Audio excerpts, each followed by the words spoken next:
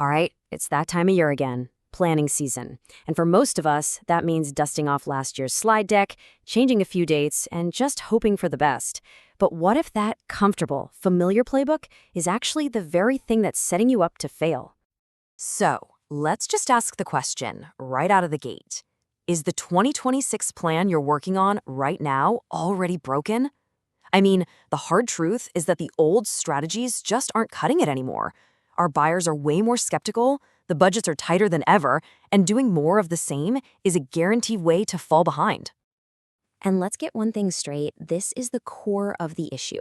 Most go-to-market plans, they don't fail because the team didn't execute well. No, they fail because they were never actually designed to make money to begin with. This isn't a people problem, it's a design problem.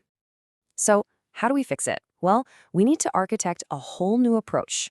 First, we're going to tackle the annual planning fallacy. Then, we'll put strategy before tactics where it belongs. After that, we'll get into architecting a real revenue engine, aligning the entire revenue team, and we'll wrap it all up with the one-page mandate that'll get your entire leadership team bought in. Okay, first up, the annual planning fallacy. We need to talk about why that incremental year-over-year process most companies use has become a massive liability. You know exactly what I'm talking about, right?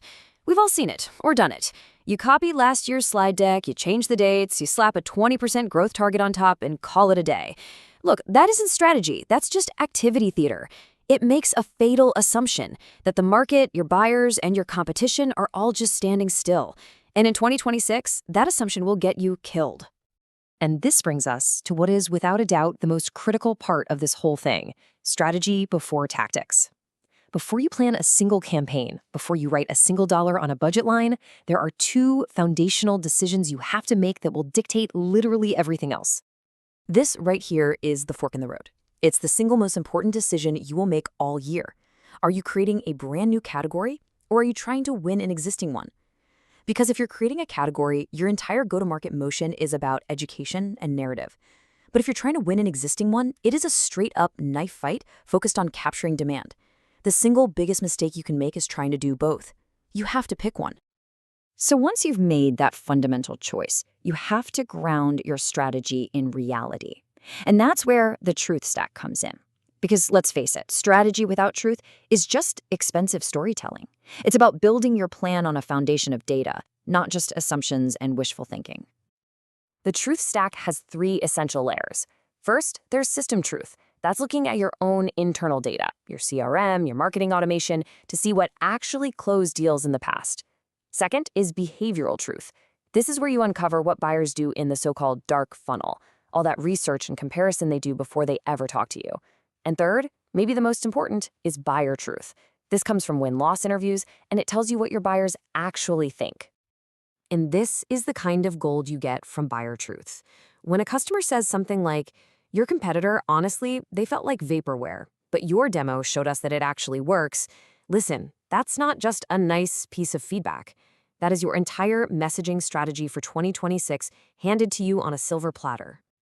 So, with that truth in hand, let's move on and talk about how we start architecting a revenue engine. The key here is to stop thinking in terms of a channel buffet, doing a little bit of everything, and start designing a truly integrated system that is built for one thing: growth. See, a real revenue engine isn't just a random checklist of marketing activities. It's an integrated system. Each of these components has to amplify the others.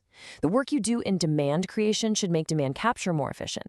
That process builds trust, which in turn enables the whole buying committee to make a decision. It's a flywheel, not a to-do list. Now, to power this engine, you've got to ask yourself a really tough question. What are your 3 unfair advantages? And I'm not talking about what you're good at. I'm talking about the things you can do that your competitors find nearly impossible to copy. And here's the secret that a lot of people miss. Winners don't do everything well. They do 3 things impossibly well, and they are perfectly content to let everything else be just good enough. Now, this isn't about being lazy. It's about having extreme strategic discipline. It means you have to make hard trade-offs to focus your investment where it can build a truly defensible moat. And how do you make those hard trade-offs? You use the only if budget filter. Before you fund any program, any new hire, any piece of tech, you run it through this filter.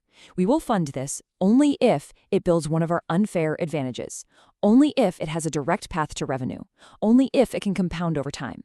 This is a ruthless filter, and that's the point. It stops you from funding mediocrity and forces you to only fund excellence.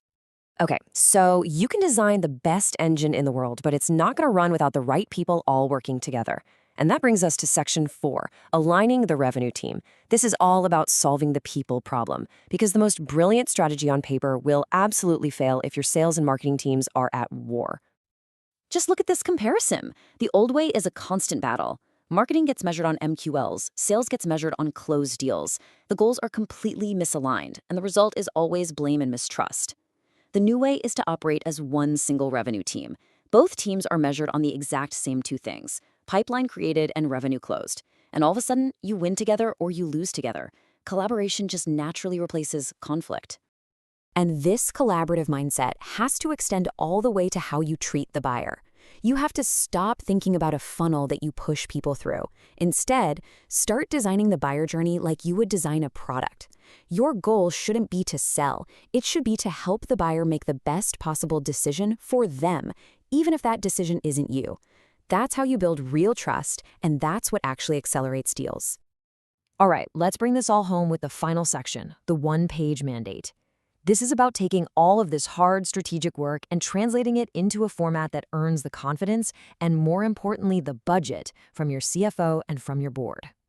First things first, you have to start speaking their language. Stop reporting on vanity metrics like impressions, engagement, or MQLs. That stuff just leads to budget cuts. You need to start reporting on hell yes metrics, things like pipeline created, your CAC to LTV ratio, and your specific win rate against key competitors. These metrics report on real business impact, and that is what leads to more investment. Ultimately, all of this comes down to one simple, powerful idea. A real strategy fits on a single page. Everything else, it's just a long list of tactics that's masquerading as a plan. And this is what that page looks like. It's simple. You state the market reality, what's changed that creates this opportunity. You name your 3 unfair advantages. You list exactly what you'll double down on and what you're going to stop doing. You identify 1 or 2 high-conviction bets, and then you define the 3 metrics that will prove it all worked. It's clear, it's defensible, and it's incredibly powerful. Can you just imagine walking into the boardroom with this? No fluff, no filler, no bloated 47-slide deck full of excuses. Just pure truth, a real strategy, and a clear, scalable plan for how you are going to grow the business. I mean, that is how you earn credibility and get the resources you actually need to win. So that really just leaves us with one final question. As you're heading into this planning season, are you ready to finally stop planning marketing activities and start architecting revenue?